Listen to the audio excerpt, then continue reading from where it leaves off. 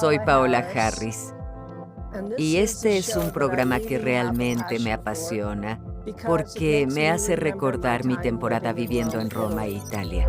Estuve viviendo cerca del Vaticano de 2002 a 2007, en la época en la que Juan Pablo XXIII era papa. Así que, para mí, caminar de mi apartamento a San Pedro era muy fácil. Y también tenía un interés en cómo las grandes instituciones del planeta estaban lidiando con el fenómeno ovni. Así que, como sabemos, hay gobierno, hay educación, que serían las universidades, y también hay religión, que se debe adaptar a la realidad de la presencia extraterrestre. Lógicamente, usando nuestra lógica, sabemos que el Vaticano estaría interesado en esto porque hay muchas situaciones paranormales con distintas religiones y espiritualidad y el cosmos, y de eso quiero hablar. Quiero hablar del 2009. El padre Gabriel Funes, que es el astrónomo vaticano, que tiene una conferencia sobre lo que llaman astrobiología. Tienen que ponerle nombre. Astrobiología no solo significa el estudio de la biología que viene del espacio exterior.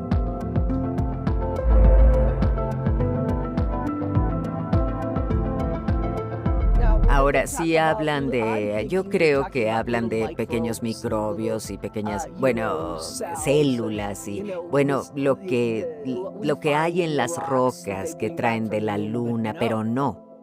El padre Funes, en el 2009, dijo que probablemente hay extraterrestres y que son nuestros hermanos y hermanas. De hecho, usó esas palabras en el 2009. Hablaré un poco de eso más adelante.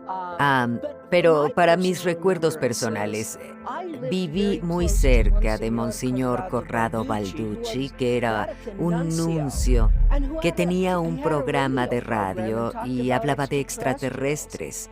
Y porque vivía cerca de la calle y porque hicimos conferencias juntos, pudimos discutir lo que yo sabía y lo que él quería decirle a la gente. Entonces, él vivía subiendo la calle cerca de mí. Yo tomaba un autobús desde mi apartamento, iba a su casa en sábado, y él tenía un ayudante a quien le pedía que hiciera comida para poder cenar juntos. Y luego ponía una grabadora en el medio de la mesa y decía, háblame del Área 51, o decía, ¿qué hiciste? O ¿cuál es la idea? O ¿cuál es la investigación más reciente que hiciste? Y yo le decía, ok, bien, y luego comenzaba a hablar y empezaba a grabarme. Pero tenía una biblioteca increíble. Recortaba cada artículo de noticias que había leído y lo ponía en una pila, así que cuando entraba en su biblioteca tenía todas estas noticias, también de lo paranormal. Monseñor Corrado Balducci, y lo escucharás hablar en este programa, era un demonólogo, así que era un exorcista.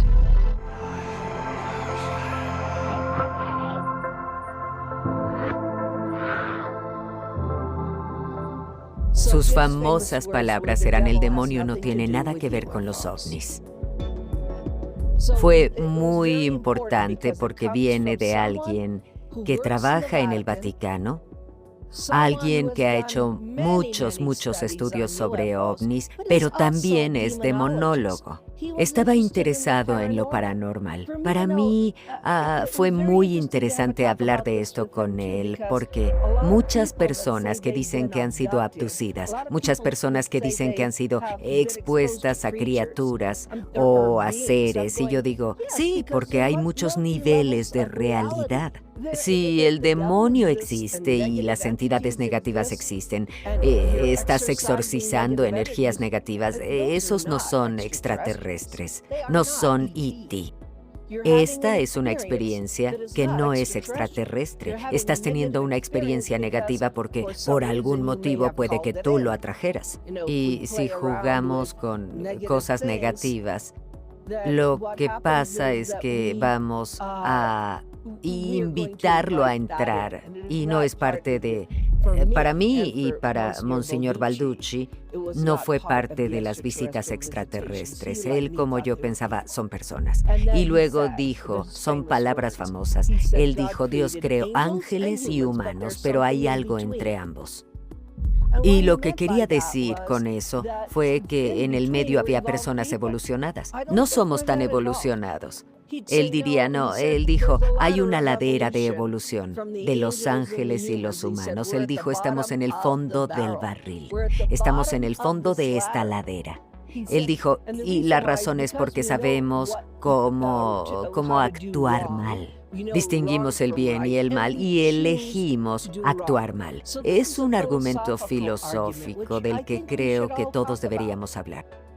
¿Cómo podemos ser más evolucionados? Y Monseñor Balducci dijo, los humanos solo son el fondo de la ladera.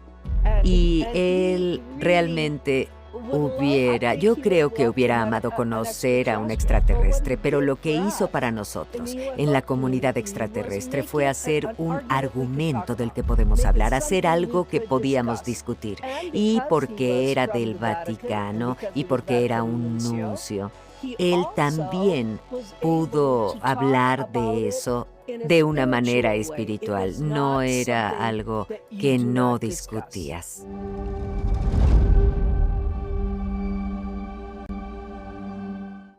Las otras cosas, las cosas personales de Monseñor Balducci fueron que él dejaba todas sus decoraciones de Navidad todo el año para mí.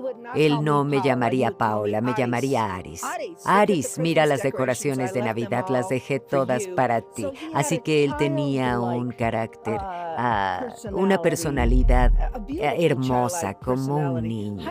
Jaime Maussan fue capaz de entrevistarlo en Washington, D.C., cuando lo traje de Roma para ser parte de la conferencia de X con Stephen Bassett. Recibió un premio y la gente estaba muy honrada de que pudiéramos incluir ese tipo de discusión en nuestras conferencias de ovnis. Así que sé que Jaime indagó y le habló porque Jaime tiene una relación muy especial con la espiritualidad. Monseñor Balducci, porque era un demonólogo, estaba interesado en todo lo paranormal.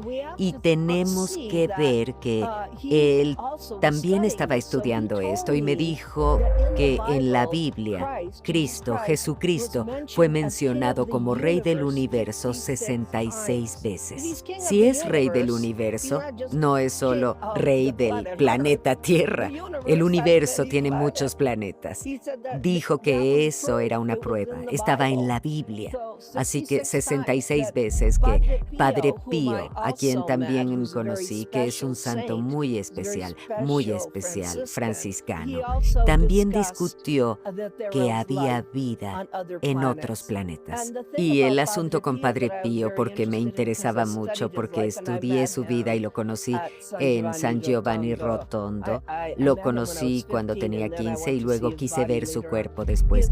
Padre Pío, para empezar, los santos no deterioran sus cuerpos. Entonces, ¿por qué tenemos estos milagros, entre comillas milagros? ¿Quiénes son los santos? ¿Quién es San Francisco de Asís?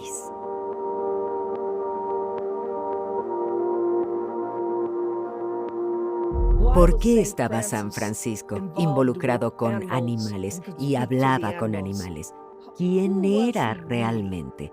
¿Y por qué los santos no se descomponen? En el caso de Padre Pío podía aparecer en dos lugares, que es un tipo de teletransportación, un tipo de milagro, algo contra la ciencia. Sabemos que Padre Pío fue a una cena en un lugar y en otro lugar habló con uno de los directores, Fellini, al mismo tiempo. Estas cosas no son humanas. Estas son muy interesantes capacidades que otorgamos a los extraterrestres porque están en la nave y luego descienden.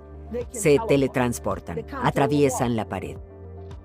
Entonces, este tipo de cosas, lo paranormal, lo que llamamos paranormal, está mezclado con esta clase de cosas. En otras palabras, la ufología debería ser lo paranormal, dimensional, etcétera. La discusión de la filosofía, la discusión de estas misteriosas ciencias deberían ser todas una. Entonces tenemos que mirar todo. Para mí, lo que fue un misterio fue cuando estaba hablando con Antonio Ursi, que Jaime conoce muy bien porque graba ovnis. Antonio Ursi grabó a la Virgen María con el bebé en el cielo, y luego grabó ovnis, y luego está grabando a la Virgen María con el bebé moviéndose. Siempre ha sido extraña para mí la relación de Antonio Ursi con la grabación de ovnis. Él es uno de los contactistas, testigos, los testigos que pueden grabar ovnis con cámaras de cine, así que he estado en su casa en Milano. He visto que ha grabado a la Virgen María con el bebé en el cielo.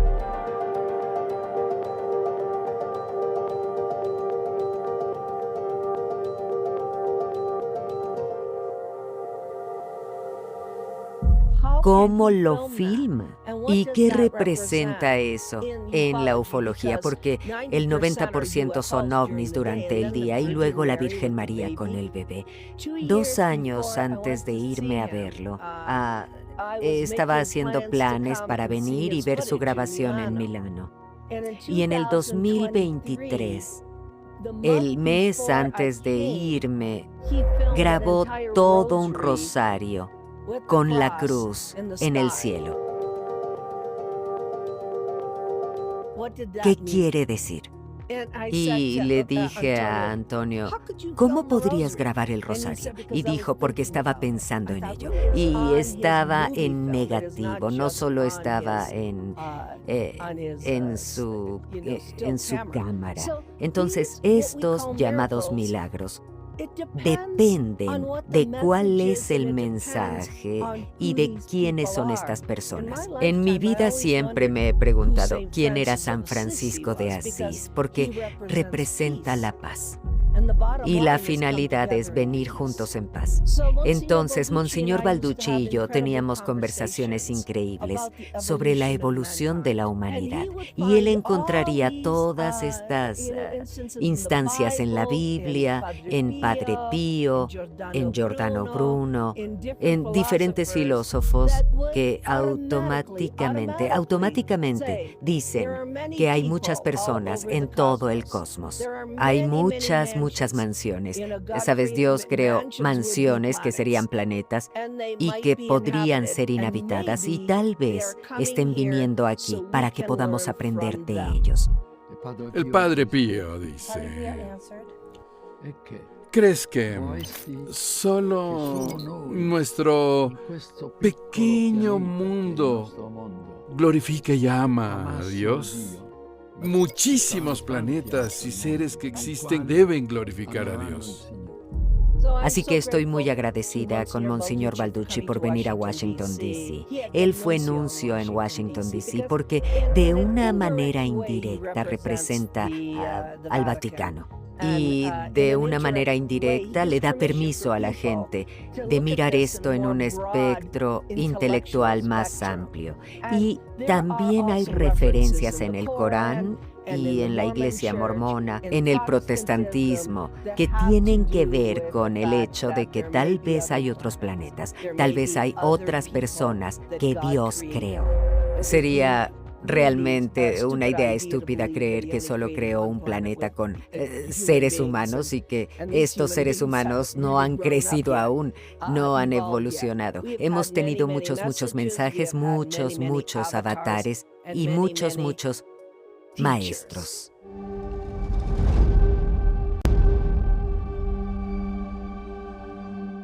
Hay que tener una discusión entre la ciencia y la espiritualidad, la religión y la educación. Creo muy profundamente que deberíamos estar enseñando cursos de esto. No me importa cómo lo llames. Puedes llamarlo astrobiología, exopolítica, como sea que lo nombremos. Deberíamos tener discusiones académicas serias. Pero una nota muy interesante sobre la ciencia es que Galileo murió en 1642 y Stephen Hawking nació el 8 de enero de 1942. Galileo murió el 8 de enero también. Así que ambos el 8 de enero, solo 300 años después. Y luego tenemos a Stephen Hawking, que murió en marzo 14, en 2018, y Einstein nació en marzo 14, en 1879. Así que son estos días. Es gente importante. Einstein, Stephen Hawking que habló del universo, y Galileo, que habló no solo de que los planetas giraban alrededor del Sol.